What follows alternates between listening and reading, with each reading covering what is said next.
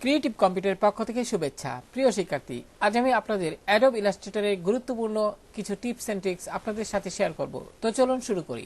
প্রিয় শিক্ষার্থী, এজন্য প্রথমে আমি যে কাজটি করব, আমি এখান থেকে লক্ষ্য করুন, এখানে আমি আপনার ইলিপস টুল আমি এটিতে ক্লিক করলাম এবং এখান থেকে মাউস দিয়ে ড্র্যাগ করে আমি এরকম একটি সার্কেল তৈরি করলাম। তো প্রিয় শিক্ষার্থী, খেয়াল করুন, এখানে যে সার্কেলটি তৈরি করলাম, এমত অবস্থায় আপনি যদি লক্ষ্য করেন টুলবারে এর ফিল কালারটি রয়েছে সাদা এবং স্ট্রোক কালার অর্থাৎ লাইন কালারটি রয়েছে কালো। তো এমন অবস্থায় আমি যে কাজটি করব, আমি ফিল কালারটিকে আপনার কনভার্ট করে ফেলবো। লক্ষ্য করুন, এখানে একটি এরো চিহ্ন দেখাচ্ছে। আপনি যদি এখানে ক্লিক করেন তাহলে লক্ষ্য করুন এটি কিন্তু ফিল কালারটি বর্তমানে আপনার কালো হয়ে গেল, আর স্ট্রোক কালারটি যথারীতি এখন সাদা রয়েছে।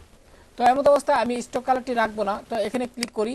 ক্লিক করার পর আপনি এখানে যে লক্ষ্য করুন, এখানে একটি লাল আইকন দেখা যাচ্ছে। আপনি এখানে ক্লিক করলে কিন্তু স্ট্রোক কালারটি আপনার চলে যাবে। যাই হোক প্রিয় শিক্ষার্থী, এবার আমি ফিল কালারটিতে পুনরায় ক্লিক করলাম।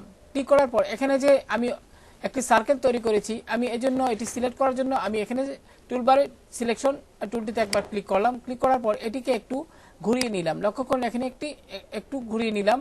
এবার প্রিয় শিক্ষার্থী, এটিকে আমি যে কাজটি করব সেটি হলো, আমি এখান থেকে আপনার ইফেক্ট মেনু থেকে ডিস্টর্ট অ্যান্ড ট্রান্সফর্ম এটি থেকে আপনি জিগ জ্যাগ এখানে ক্লিক করুন। এখানে ক্লিক করার পর যে উইন্ডোটি আসবে, সেখান থেকে আপনি প্রথমে যে কাজটি করবেন, এখান থেকে প্রিভিউ যে চেকবক্সটি রয়েছে এটি ঠিক চিহ্ন দিয়ে দিন। তারপর যে কাজটি করবেন, এখান থেকে লক্ষ্য করুন আপনার সাইজ, আপনি এখান থেকে যদি একটু সাইজটাকে ছোট বড় করেন তাহলে লক্ষ্য করুন এখানে কত সুন্দর একটা ডিজাইন কিন্তু আস্তে আস্তে তৈরি হচ্ছে। এছাড়া মনে করি সাইজ হিসেবে আপনি এখানে 29 পিটি রাখতেন। এখানে এর পরবর্তী যে স্লাইড রয়েছে, আপনি যদি এখানে লক্ষ্য করুন, আমরা আমাদের বিভিন্ন ডিজাইনের ক্ষেত্রে কিন্তু আমরা এগুলো ব্যবহার করে থাকি, অনেক ব্যবহার করে থাকি, যা আমাদের কাজকে আরো বেশি সুন্দর করে তোলে। লক্ষ্য করুন, এখন আমি আপনারা এগুলো দেখবেন আমি যেভাবে করছি। যেমন এখান থেকে সাইজে আমি যে স্লাইডার রয়েছে, আমি বাম দিকে নিলে একরকম হচ্ছে, ডান দিকে নিলে আরেক রকম হচ্ছে। আপনি আপনার প্রয়োজন মতো সেট করে নেবেন। বিভিন্ন ডিজাইনে বিভিন্ন ব্যানারে কিন্তু আমরা এই ধরনের কাজ করে থাকি। তো প্রিয় শিক্ষার্থী, লক্ষ্য করুন, এবার এখানে লক্ষ্য করুন পয়েন্ট, আপনারা যদি এখান থেকে স্মলতে দেন তাহলে একরকম হবে, আর কর্নারে দিলে আরেক রকম হবে। তো আপনারা এইভাবে এই জিগজ্যাগের ব্যবহারটি করতে পারেন। এবার যদি ওকে বাটনে ক্লিক করেন তাহলে লক্ষ্য করুন এখানে কত সুন্দর একটি আপনার ডিজাইন তৈরি হয়ে গেছে। আমি যদি একটু এখানে সিলেক্ট অবস্থায় বাইরে ক্লিক করি, লক্ষ্য করুন এর মধ্যে কিন্তু আপনি যে কোনো টেক্সট এনে রেখে কাজ করতে পারবেন। তো প্রিয় শিক্ষার্থী, এটি হলো একটি পদ্ধতি। তো প্রিয় শিক্ষার্থী, একটি পদ্ধতি হলো, আমি যদি আপনাদের দেখাই, লক্ষ্য করুন এখানে আপনার লাইন সেগমেন্ট যে টুলটি, আমি এখানে ক্লিক করলাম। এবার প্রিয় শিক্ষার্থী, আমি এখান থেকে শিফট কি চেপে ধরে একটু আপনার সমানভাবে কিবোর্ড থেকে শিফট কি চেপে ধরে মাউস দিয়ে ড্র্যাগ করে এরকম একটি লাইন টানলাম। এবার প্রথমে মাউসের বাম বাটন ছেড়ে দিন, তারপর কিবোর্ড থেকে শিফট কি ছেড়ে দিন।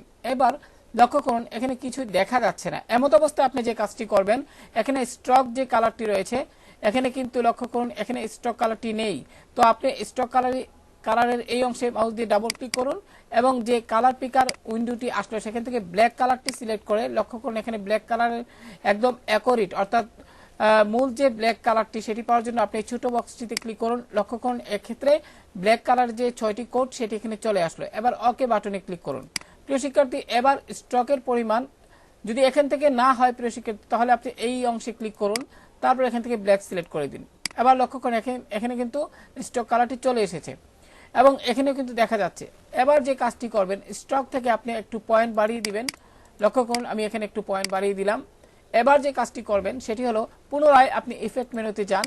এখান থেকে যে কাজটি করবেন অবশ্যই, তবে প্রিয় শিক্ষার্থী একটি কথা বলি, অবশ্যই এই নির্দেশনাটি দেওয়ার পূর্বে আমি বর্তমানে এখানে যে নির্দেশনাটি দিচ্ছি, আপনার ফিল কালারটি যেন না থাকে সেটি খেয়াল করবেন। আপনি এখান থেকেও ফিল কালারটি এখানে ক্লিক করে, যদি অন্য কোনো কালার থাকে আপনি এখানে ক্লিক করে যে একটি আপনার লাল আইকন দেখতে পাচ্ছেন, এখানে ক্লিক করলে কিন্তু ফিল কালারটি চলে যাবে, আর যথারীতি স্ট্রোক কালারটি আপনি ব্ল্যাক রাখবেন। যাই হোক প্রিয় শিক্ষার্থী, এবার এটি সিলেক্ট থাকা অবস্থায় আপনি যদি কখনো ডিসিলেক্ট হয়ে যায় তাহলে আপনি এখানে লক্ষ্য করুন এখানে লাইন সেগমেন্ট টুলটি কিন্তু বর্তমানে সিলেক্ট অবস্থায় রয়েছে। লক্ষ্য করুন এটিও কিন্তু সিলেক্ট অবস্থায় রয়েছে। কাজে এখানে যে কাজটি করবেন, আপনি ইফেক্ট মেনুতে যান। ইফেক্ট মেনুতে যাওয়ার পর আপনি এখানে ডিস্টর্ট এন্ড ট্রান্সফর্ম এখানে পুনরায় ক্লিক করে এখান থেকে জিগ জ্যাগে ক্লিক করুন। এখান থেকে এই উইন্ডোটি আসার পর আপনি যে কাজটি করবেন, এখান থেকে প্রিভিউ চেকবক্সটি সিলেক্ট করে দিন। এবার লক্ষ্য করুন কত সুন্দর একটি লাইন কিন্তু এখানে চলে এসেছে। এবার যদি সাইজটিকে একটু বড় করি, লক্ষ্য করুন আমাদের বিভিন্ন ডিজাইনে, বিশেষ করে সোশ্যাল মিডিয়া যে ব্যানারগুলো রয়েছে সেখানে কিন্তু এই ধরনের আপনার স্টাইল আপনারা বা ডিজাইনগুলো আপনারা দেখতে পান। তো আপনি আপনার প্রয়োজন মতো করে এইভাবে সেট করে নেবেন। তো প্রিয় শিক্ষার্থী, মনে করি অতটুকু রাখতে চান। এছাড়াও আপনি এখানে যদি আপনি স্মুথে ক্লিক করেন তাহলে এরকম দেখতে পাবেন, আর যদি কর্নারে ক্লিক করেন তাহলে এরকম দেখতে পাবেন। তো বেশিরভাগই স্মুথ এটি ব্যবহার করা হয়, সেক্ষেত্রে আপনি একটু আপনি সাইজ বাড়ি কমে এইভাবে সুন্দরভাবে সেট করে দিতে পারবেন। তো আশা করি বিষয়টি বুঝতে পেরেছেন। এছাড়াও এখানে নিচের যে আপনি এগুলো দেখবেন, এগুলো যত বেশি দেখবেন, যত বেশি ট্রাই করবেন, তত বেশি আপনি অনেক কিছু শিখতে পারবেন। যাই হোক, এবার ওকে বাটনে ক্লিক করুন। ওকে বাটনে ক্লিক করার সাথে সাথে তবে অবশ্যই প্রিয় শিক্ষার্থী অ্যাড চেক বক্সটি অর্থাৎ প্রিভিউ অ্যাড চেক বক্সটি যেন সিলেক্ট থাকে সেদিকে খেয়াল রাখবেন। এবার ওকে বাটনে ক্লিক করুন। প্রিয় শিক্ষার্থী, এবার যে কাজটি করবেন, আপনি এখানে সিলেকশন যে টুলটি রয়েছে এখানে ক্লিক করুন। এবার এই অংশে অর্থাৎ এই মাউসের বাম বাটন দিয়ে এখানে ক্লিক করে কিবোর্ড থেকে শিফট এবং অল্টার কি চেপে ধরে নিচের দিকে টানুন। একটু হালকাভাবে মাউসের বাম বাটন চেপে ধরা অবস্থায় আপনি শিফট এবং অল্টার কি চেপে ধরে একটু নিচের দিকে এনে মাউসের বাম বাটন ছেড়ে দিন এবং পাশাপাশি আপনি শিফট এবং অল্টার কি ছেড়ে দিন। প্রথমে মাউসের বাম বাটন ছেড়ে দিন, তারপর শিফট এবং অল্টার কি ছেড়ে দিন। এবার প্রিয় শিক্ষার্থী, আপনি কিবোর্ড থেকে কন্ট্রোল ডি চাপুন, ফলে অনেকগুলো আপনার এরকম আপনার ডিজাইন তৈরি হবে, যেমন পানির ঢেউর মতো আসলে বিষয়টা দেখা যাচ্ছে। এবার যে কাজটি করবেন প্রিয় শিক্ষার্থী, আপনি এখানে লক্ষ্য করুন, আমি যদি এটি সিলেক্ট করে এখানে গ্রুপ করে আমি যদি এটিকে ফটোশপে নিয়ে যাই, আমি এখানে ফটোশপটিকে যদি একটু ওপেন করি আপনাদের সুবিধার্থে, তাহলে আপনারা সহজে বুঝতে পারবেন। লক্ষ্য করুন এখানে ফটোশপটি কিন্তু আপনার ওপেন হয়ে গেল।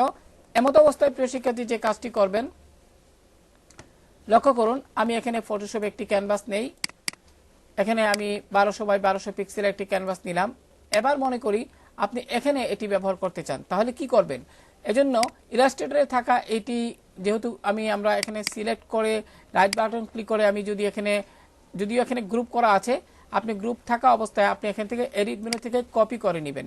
কপি করার পর এবার যদি প্রিয় শিক্ষার্থী আপনি ফটোশপে গিয়ে এখানে এডিট মেনু থেকে পেস্টে ক্লিক করেন, লক্ষ্য করুন এখানে একটি উইন্ডো চলে এসেছে। এমত অবস্থায় আপনি শেপ লেয়ার এটিতে ক্লিক করুন, কারণ শেপ লেয়ার যদি আপনি সিলেক্ট করে ওকে বাটনে ক্লিক করেন তাহলে এর কালার চেঞ্জ করতে পারবেন, অর্থাৎ আপনি এডিট করতে পারবেন। তো আমি এখানে ক্লিক করলাম ওকে বাটনে, কিন্তু প্রিয় শিক্ষার্থী খেয়াল করুন এখানে কিন্তু কেমন যেন ভেঙে গেছে বিষয়টা। তো এটি কেন হলো?